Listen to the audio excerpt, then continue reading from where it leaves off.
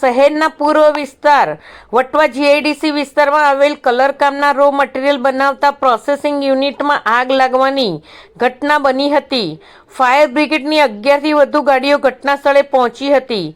Processing હાઉસના 6થા માળે વેલ્ડિંગનું કામ ચાલી રહ્યું હતું।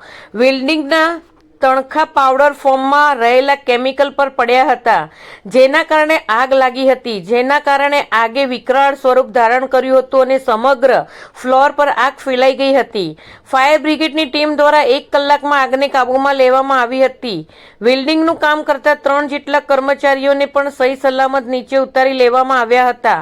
આ ઘટનામાં કોઈ પણ પ્રકારની જાનહાનિ થઈ નથી અને ઊંચાઈવાળી જગ્યા હોવાથી લોડર પ્લેટફોર્મનો ઉપયોગ કરી અને ફાયર બ્રિગેડના કર્મચારીઓ દ્વારા પાણીનો મારો શરૂ કર્યો હતો। 1 કલાકમાં ફાયર બ્રિગેડે આગને કાબૂમાં લઈ લીધી હતી, જ્યારે 6થા માળે કામ કરતા 3 કારીગરોને પણ સહી સલામત બહાર કાઢી લીધા હતા।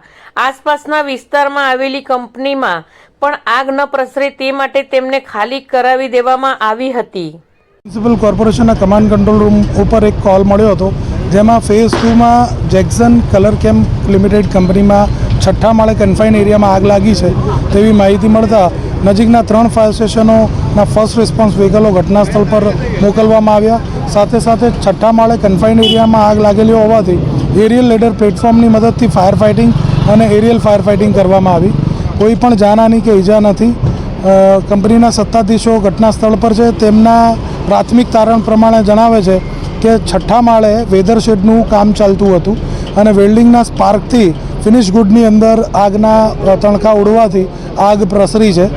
સદનસીબે કોઈ જાનહાનિ કે ઈજા નથી। જે કન્ફાઇન એરિયાની અંદર જે વેલ્ડરની ટીમ ફસાઈ હતી તેઓને ઇવેક્યુએટ કરીને ગ્રાઉન્ડ ફ્લોર પર લઈ આવવામાં આવ્યા હતા। ફાયર ફાઇટિંગ કરીને હાલમાં ઘટના સ્થળ પર સંપૂર્ણપણે કામગીરી પૂર્ણ કરી દેવામાં આવી છે। કોઈ પણ જાનહાનિ કે ઈજા થવા પામી નથી।